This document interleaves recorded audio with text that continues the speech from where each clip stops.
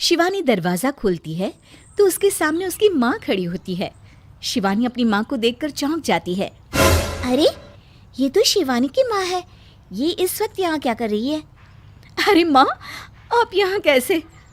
मैं यहाँ पास ही में आई हुई थी किसी काम से, तो सोचा तुझसे मिलती चलूँ, पर लगता है तू कहीं जा रही है। और बेटा, तू रो क्यों रही है? क्या बात है? नहीं माँ, कुछ नहीं, तुम आओ ना अंदर। शिवानी की माँ उसकी सास से मिलती है। नमस्ते बहन जी, कैसी हैं आप? ये आपके लिए कुछ उपहार लाई हूँ। शादी में तो कुछ करने का मौका ही नहीं मिला, तो सोचा दिल की इच्छा ऐसे ही पूरी कर लूँ। शिवानी की सास सारे उपहार देखकर बहुत खुश हो जाती है। इतने में शिवानी के ससुर भी आ जाते हैं। उनकी तबीयत कुछ ठीक नहीं लग रही होती है। नमस्ते समधी जी, कैसे हैं आप? मैं तो ठीक हूँ समधन जी, आप कैसी हैं? मैं भी ठीक हूँ जी, मैं अभी आया। शिवानी के ससुर अपने कमरे में जा रहे होते हैं कि अचानक से ज़मीन पर गिर जाते हैं। शिवानी दौड़कर उनके पास जाती है और उन्हें संभाल लेती हैं। शिवानी कार्तिक को फ़ोन लगाती है पर उसका फ़ोन नहीं लग रहा होता। फिर वो डॉक्टर को फ़ोन लगाती है। डॉक्टर साहब, आप जल्दी घर पर आ जाइए, मेरे ससुर जी का बीपी फिर से लो हो गया है। कार्तिक भी ऑफिस से आ जाता है।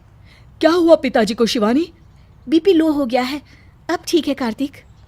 इन्हें बीपी की दिक्कत है और हमें तो मालूम तक नहीं है। घबराने की बात नहीं है मम्मी जी, पापा जी जल्द ही ठीक हो जाएंगे। देखिए, इनका खास ध्यान रखिएगा, ये ठीक से खाएं पिएं और खुश रहें। जी डॉक्टर जी, आप मुझे इनके दिन का रूटीन बता दीजिए।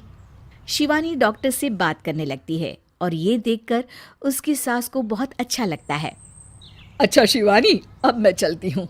तुम इस संडे को घर आ रही हो ना? नहीं माँ, पापा जी की तबीयत ठीक नहीं है, ऐसे में मैं कैसे आ सकती हूँ? फिर कभी प्लान बना लेंगे मंदिर घूमने का। सास शिवानी और उसकी माँ की बातें सुन रही होती है और उसे ये सुनकर खुशी होती है कि उसकी बहू कितनी जिम्मेदार है। शिवानी अपने ससुर की बहुत सेवा करती है, उन्हें वक्त पर दवाई देती है, उन्हें सैर पर ले जाती है। कुछ दिनों के बाद डॉक्टर फिर से चेकअप के लिए आते हैं। अब इनका बीपी नॉर्मल है, आप लोगों ने बहुत अच्छे से ख्याल रखा है इनका। शिवानी अपना सामान बांध रही होती है। कहीं जा रही हो क्या तुम शिवानी? हाँ, जा रही हूँ, ये घर छोड़कर। अरे कैसी बात कर रही हो शिवानी?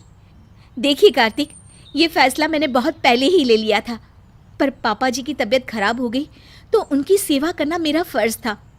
अब उनकी तबीयत बिल्कुल ठीक हो गई है और अब मुझे जाना चाहिए, क्योंकि आपके घर वाले ना ही मुझे पसंद करते हैं और ना ही मुझे इस घर की बहू मानते हैं। शिवानी अपना सारा सामान लेकर बाहर आ जाती है। ऐसा मत करो शिवानी, मत जाओ ना ये घर छोड़कर। नहीं कार्तिक, सबकी भलाई इसी में है कि मैं ये घर छोड़कर चली जाऊं। शिवानी को जाता देख उसकी सास ससुर और कुमुद उसे रोकते हैं।